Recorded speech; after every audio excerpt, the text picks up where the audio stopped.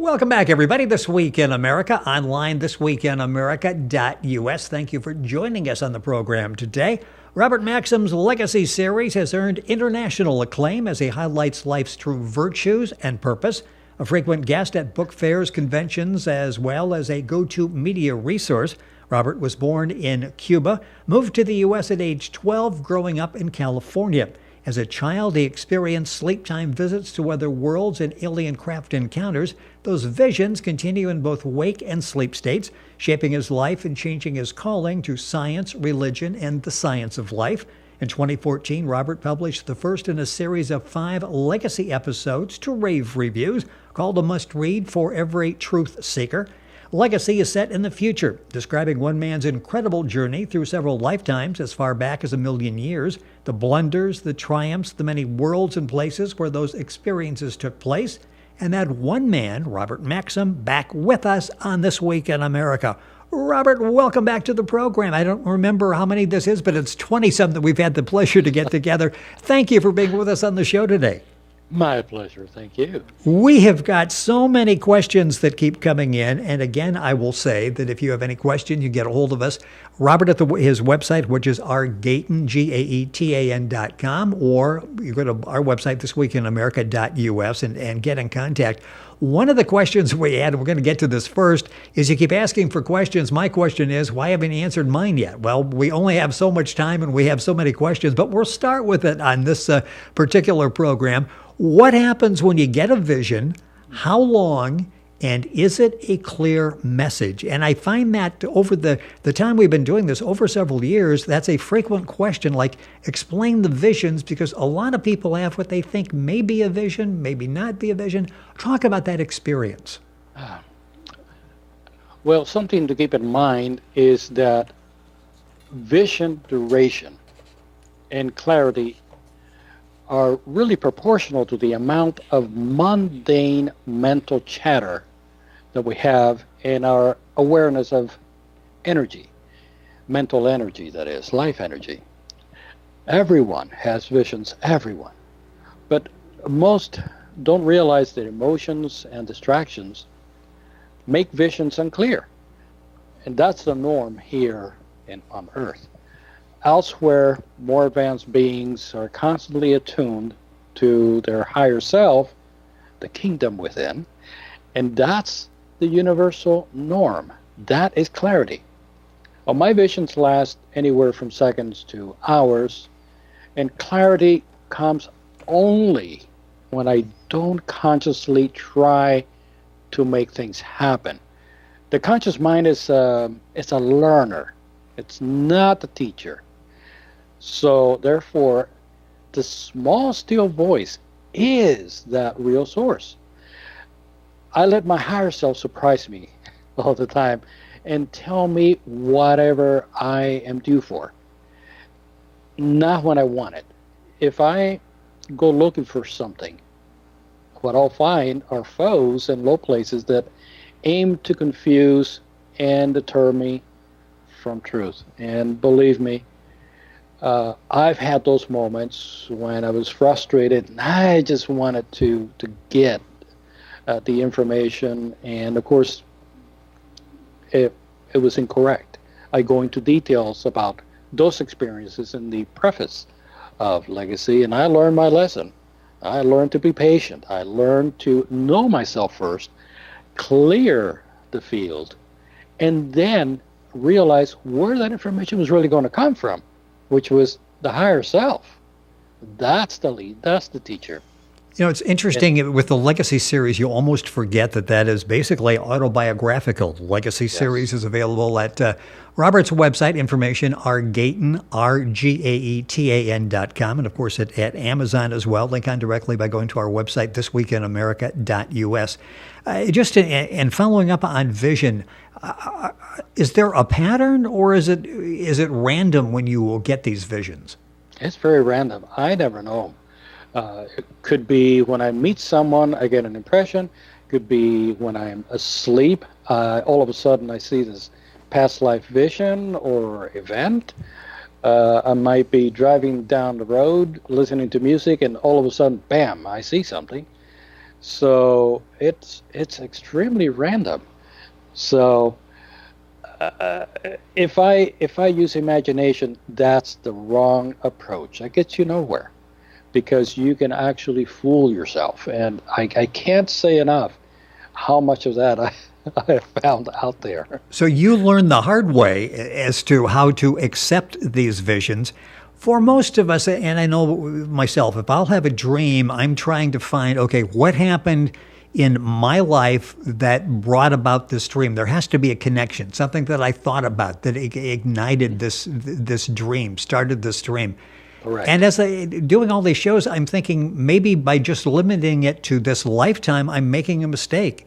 Is it That's possible that our dreams, if we don't recognize what we just had a dream about in this life, it could be a past life that's coming back to us? Yeah, and as I explained to a dear friend of mine just a few days ago, many individuals will have a dream, but because they don't have enough clarity, they're trying this message from the past is trying to come through to see this vision. The mind cannot grasp those that information from the past.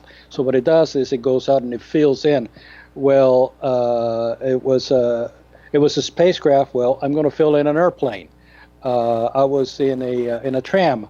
Well, can't envision it, so I'm going to put in a car. Things like that. So sometimes dreams are going to appear in the state of today, but really what's behind it is past energy. So, but the important thing is this, Rick. A lot of people just want to find out what they were in the past. It's not as important as knowing who and what you are, what you feel. Knowing that is so much more important than digging up the past, digging up information you don't really know what to do with. So if you find out that you live a past life, okay, what next? Are you going to hang it up in a wall as a trophy, or are you going to exactly use it, exactly? to Once you learn find from that it? out, you feel like, okay, I got an answer to that, but what do I do with this answer? And we may touch on that and some of the other questions during the course of the program. Robert Maxxim, Maxxim, our guest on This Week in America. His book series is Legacy. Information at the website rgaetan.com. Information at Amazon as well, and of course, a link onto our website. Hopefully we answer that question regarding visions. I have another one that we were going to do later in the program, but it's related, and I'll throw this in now.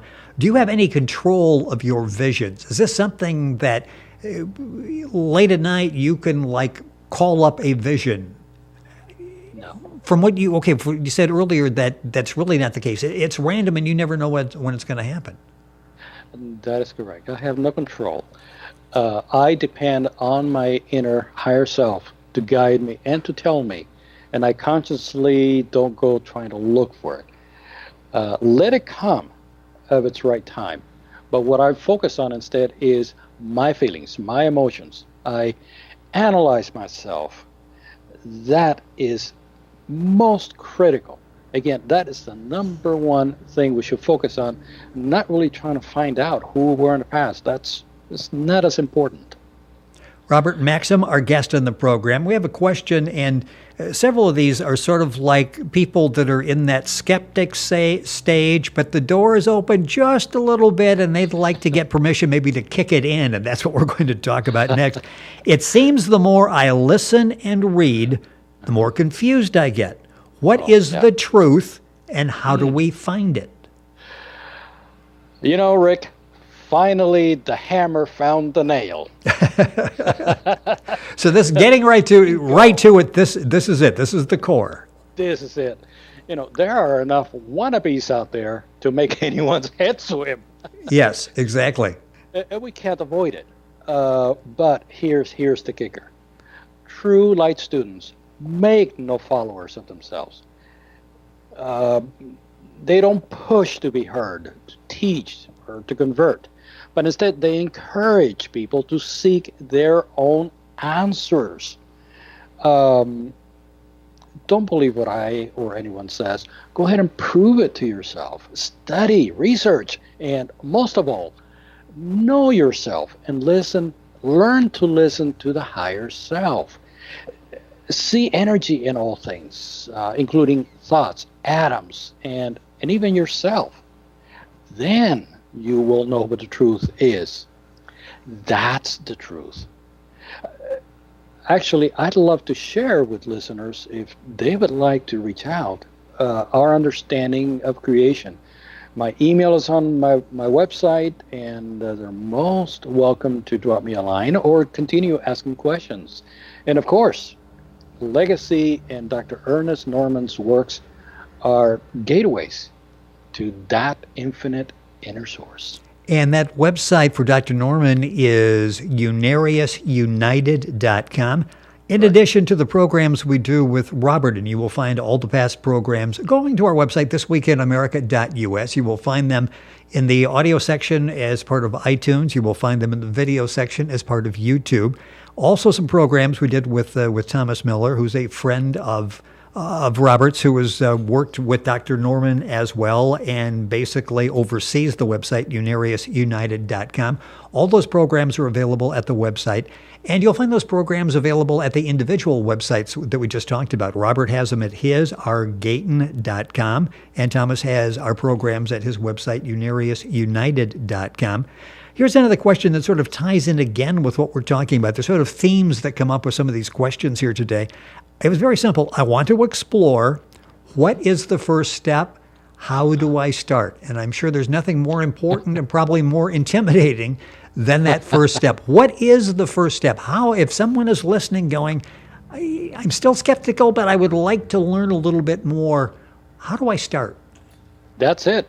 That question has the answer. Explore. That's the first step. Explore yourself and come to know what feelings are lurking within you.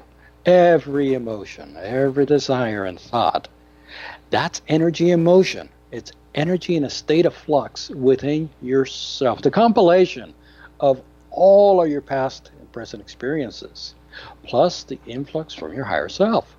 Legacy describes those beginning steps that I took, as I previously explained, and how love is the key to truth that will set you free. But for that, you need to explore, and you need to be dead honest with yourself. You know, you've mentioned thoughts several times here. This is not a question. I'm just thinking as you're throwing that out there. Do you find that too often we really don't go back and question our thoughts or go through our thoughts? What I'm talking about is, okay, these are random thoughts. I really don't understand them. And you just change the channel on the TV and you go off in something else. Do we make a mistake by not really listening to our thoughts? We must objectify at all times. My motto is this: no thought is too small. Every thought is important. Everyone. Interesting. So every thought basically has a meaning of some kind.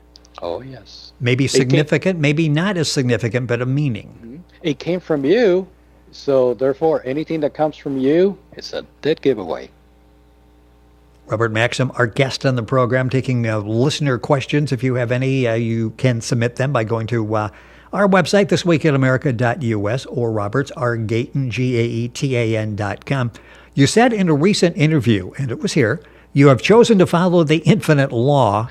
How do you know that? And that's interesting. And I remember vividly in the last program when you talked about that you decided to follow it. How Yes. do you know that you are actually following it? Well, this is the question of questions, and I just love it. Now, the answer, according to moi, is uncompromising devotion to honesty, love, selflessness, valor, and service to creation, to the elements, people, and worlds. When you do that, and when you understand how energy works and you flow with that energy instead of against it, guess what? You are following the law. So, more reasons why to study and research. And the two websites are there. Legacy is available for you to begin to get a grasp of this, and so is Unarius United to provide even more information. And at both websites, you'll find out the qualities that Robert is talking about, the qualities that are so important. Another question, you mentioned infinite and infinite law. What exactly is infinite? Everything. Creative intelligence. If we knew what infinite was, it would cease to be infinite right then and there. So we can only, in our humble existence, express it in terms that we can deal with, like eternal, ageless, unending in form and scope, evolution, expression. Infinite is the creative pulse of everything. It is energy. And that is the foundation of intelligence, life, and purpose. So that is God. Energy, we could say that energy is like the essence or even the blood of God. It's what flows through everything. And that in itself, any point in energy, this is a very deep concept to think about. Any point of any energy, of any pulse, anywhere in creation, is in itself infinite.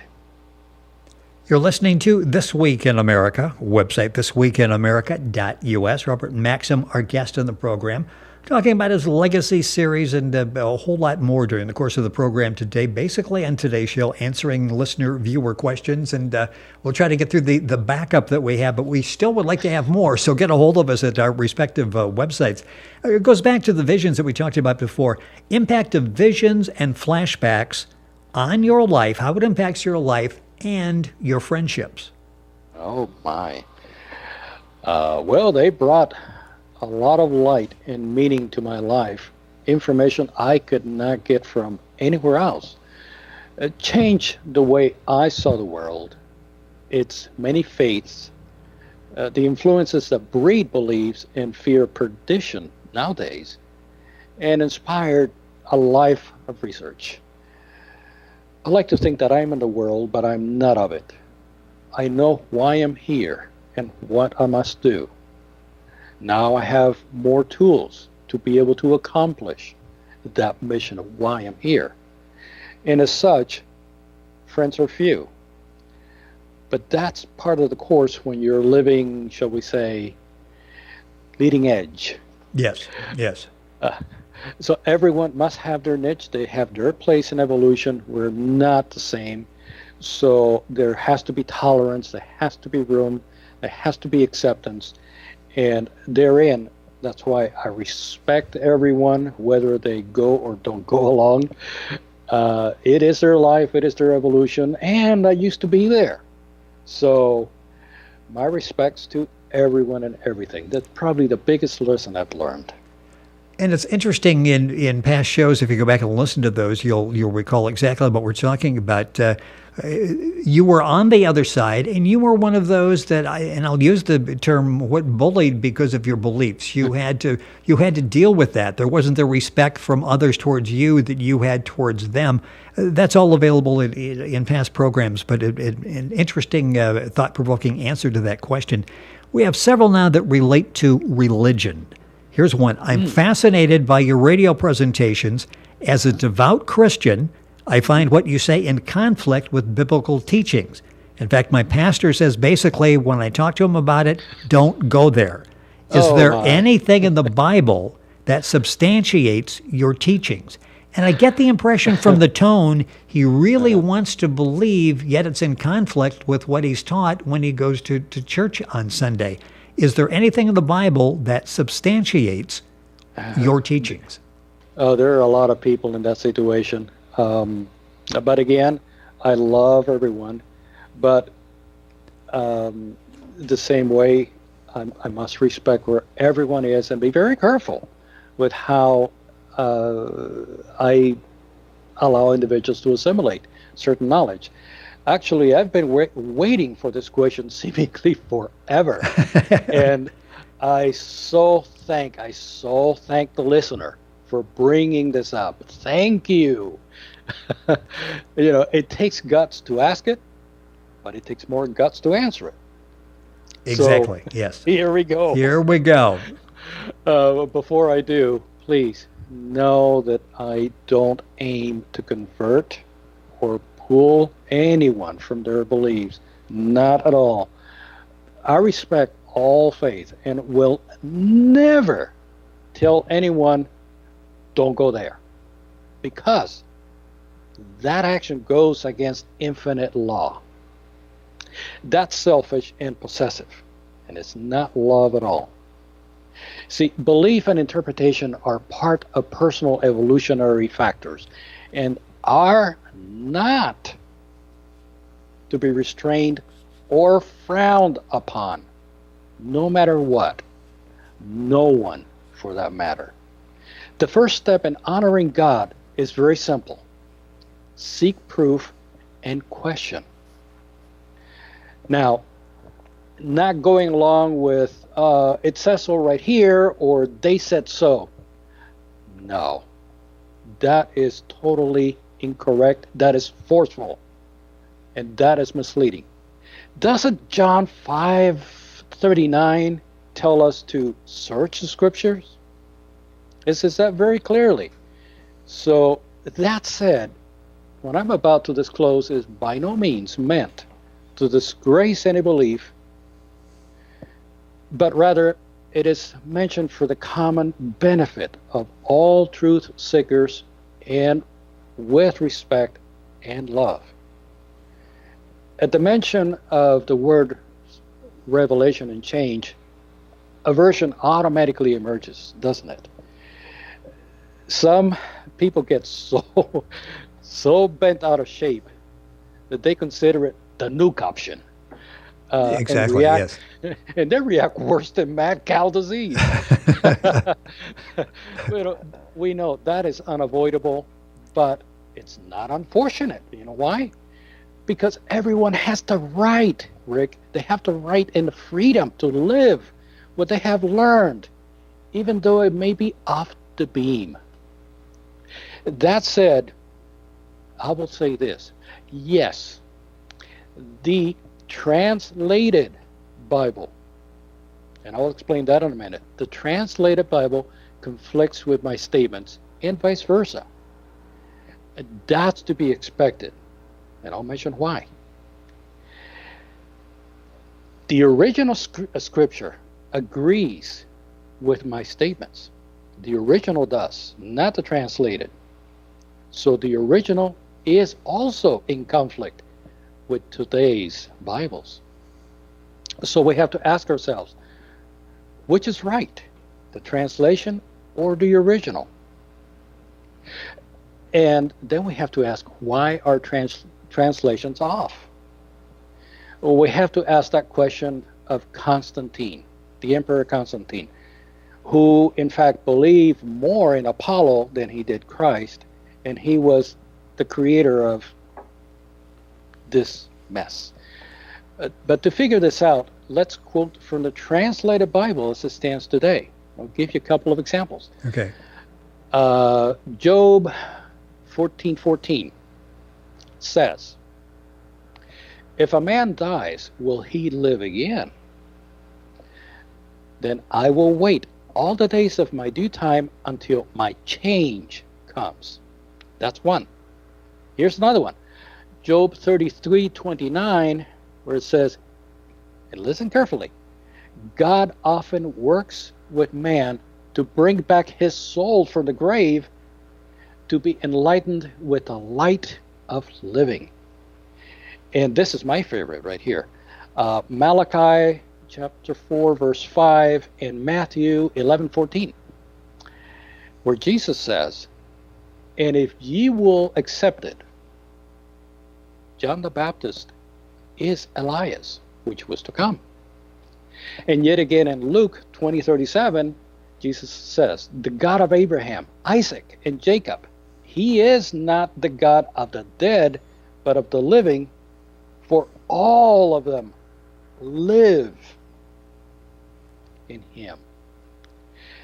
John 9, also, I think it was verse 1, said, the Pharisees said to Jesus,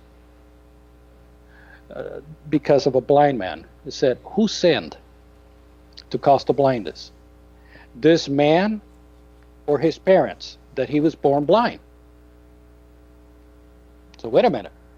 So how could he sin before he was born to be born blind as punishment? Okay. That's interesting. Now, here's something that most people don't know, and I've got to look up a reference here real quick so I can speak intelligently to it. Okay, these are some quotes from the most prominent Christian founders. Origen said in part, everyone who descends to the earth, it may sometimes happen that an Israelite descends among the Scythians, and a poor Egyptian is brought down to Judea, switching places in different lives. And again he said, the soul at one time discards one body, which was necessary before, and exchanges it for a second. At another time it assumes another body in addition to the former. Let's talk about Saint Gregory, who said, and this is critical, he said, it is absolutely necessary that the soul should be healed and purified. That's the science of life, by the way.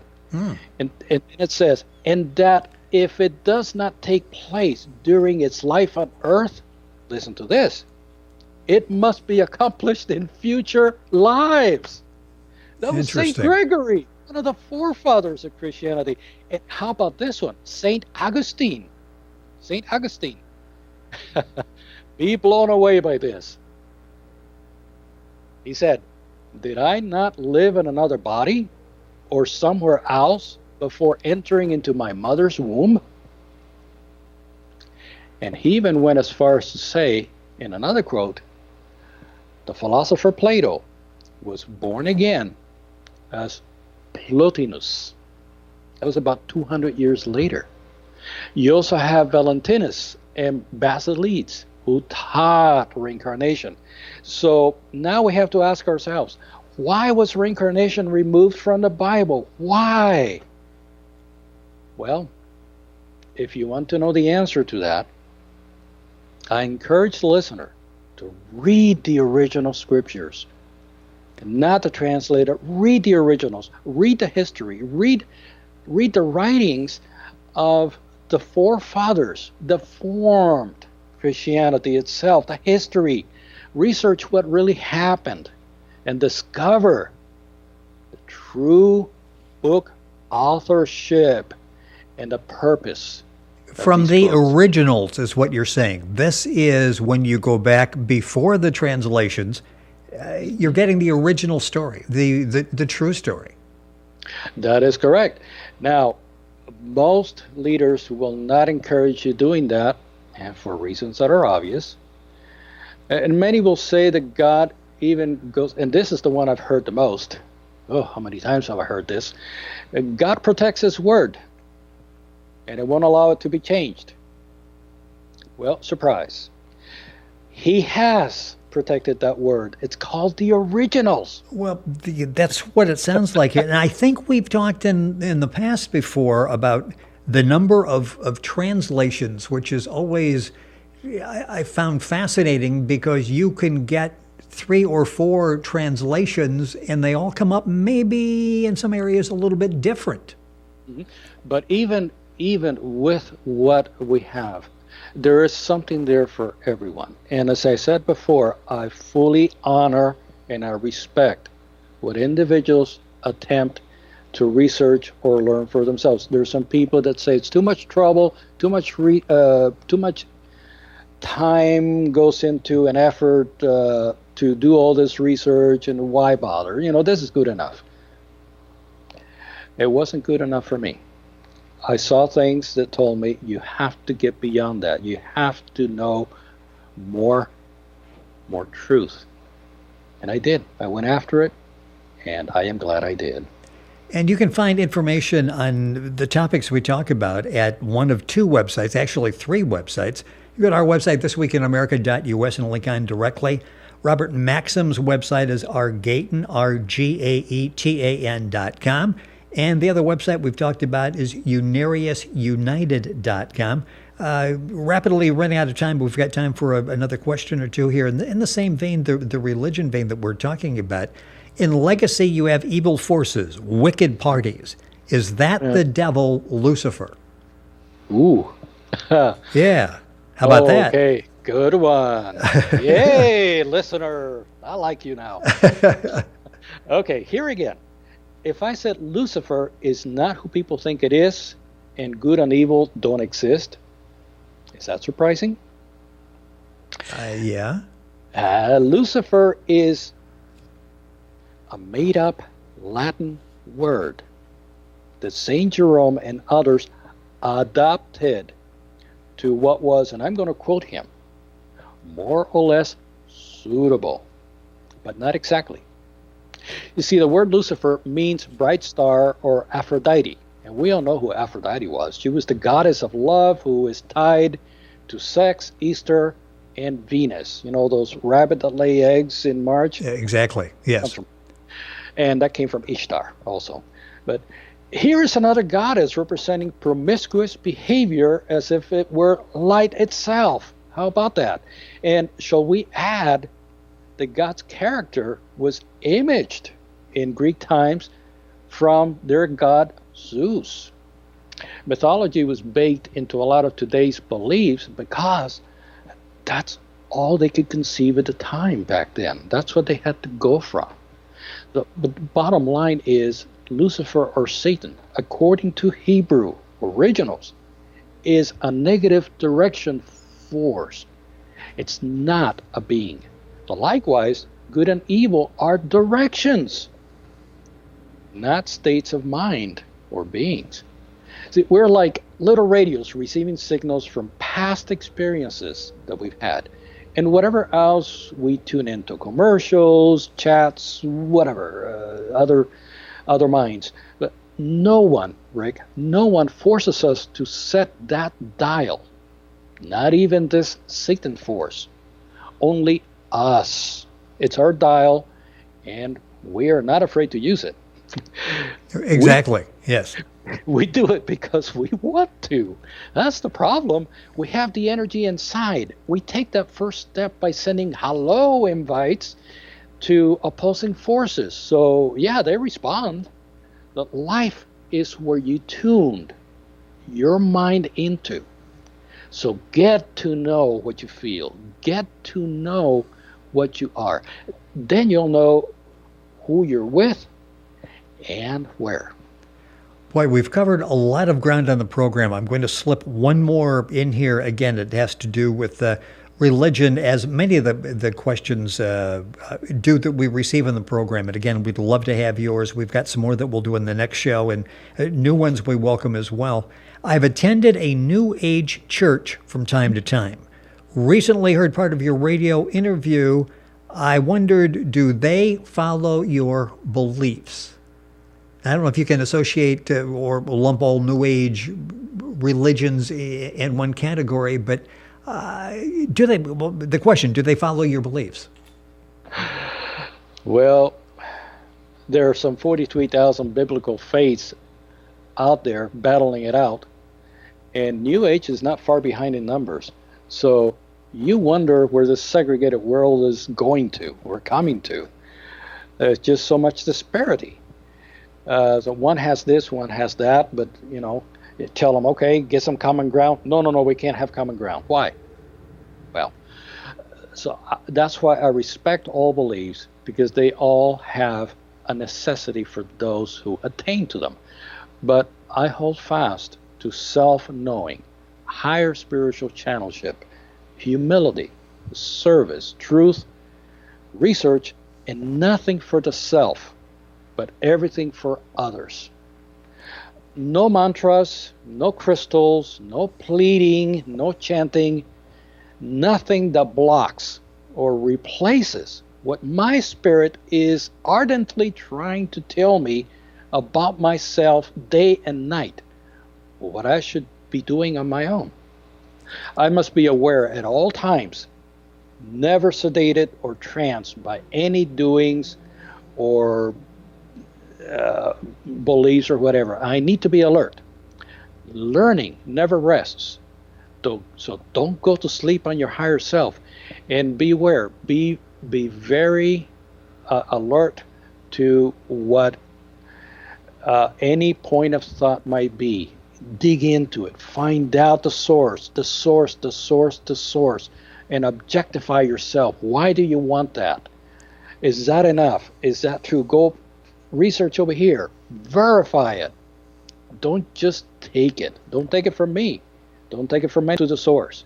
And that's why in Legacy, and even in Universe United, we have listed the sources so you can go and see for yourself the original sources. We've got a couple minutes left, and I just want to ask this to follow up on what you're talking about. I think all of us, so many people, want to fit into a neat little religion category. Mm-hmm. Is it possible with your beliefs that you could go to a structured church on a Sunday or fit into a structured religion? Are those compatible? No, they're not compatible at all. Actually, religion, is the pursuit of group belief and worship. Science of life is an understanding and accountability of oneself. One thing is to believe, and another is to know. Everyone is responsible for their actions. No one can intervene or buy off God through favors or pleading. That's against universal law. It's just like a parent who should never do a child's homework if that child is to stand someday on his own. The infinite wants to be known and followed, but not trusted and entreated. And nature itself shows us just that very thing. I like to think that my masters, my leaders, are in the higher planes of Shambhala, or Unarius as they're called. No one else on this world is my teacher. No building is my church. No one else represents that direct source. No one is an intercessor. No one is in between. No one has any knowledge of what I need. Only I do. And it's that personal relationship between myself, the higher self, and the higher spiritual worlds. That is why I am here, and the only channel I should be listening to. Yes, it's. I can go and visit any church. I have been invited, and I bite my tongue. I'm very. I can imagine. Careful. Yes. I'm very careful what I do. I'm very extremely reverent because I used to belong to churches, so I know all about reverence. I know all the in-betweens of what to do, what not to do, when to bow, the sayings. I know all of that. I studied theology. I studied religion. I can behave, but even when I am asked questions, I try to be very careful to just say source. And if you want more evidence, here you go. But it's up to you. You've listened to this information. Now it's up to you to follow through. Don't just dump it. Follow through. It's a golden nugget. It's an opportunity. You have no idea what you're missing. Go after it. I can't say enough just how valuable and important it is to your evolution. This is now your chance, your opportunity to get up and pick up your bed and walk. It's all on you now. And don't forget that Jesus said of himself, he did nothing. It's all that inner trust, that inner faith that you have because you trusted, you reached up and you got your answer. And that's the only thing that we can teach down here. Go get it. Go get her done. It's all up to you. Well, we have covered a lot of ground and then some during the course of the program today. Robert Maxxim, our guest, that's Maxxim, author of the Legacy series. The books are available at Amazon at Robert's website, rgaetan, GAETAN.com. Any questions for future programs, you can contact Robert there as well. You can contact him directly and ask any questions for the air or just a question that you might have for Robert. Information as well at the website we've talked about, unariusunited.com. And again, all of our past shows are available at the website thisweekinamerica.us, iTunes, Google Play, YouTube as well. So you'll get all of the information there. And of course, if you go to our website, thisweekinamerica.us, you can get links directly to all of the websites we just mentioned on the program and all of the past shows. Robert, as always, a pleasure. A grueling session today of 40 minutes of really nailing some answers on some of these questions that we've had. And we have questions we'll talk about in the next program. And I'm sure that because of the program today, we'll have even more questions coming in next time. Thank you for being with us on the program. Thank you. My pleasure. Thank you. And thank you to your listeners for being so candid and so truthful. A lot of great questions, and we do appreciate that. And again, if you have any questions, let us know. We'll talk about it on future programs. You're listening to This Week in America, online, thisweekinamerica.us. And we're back after these messages.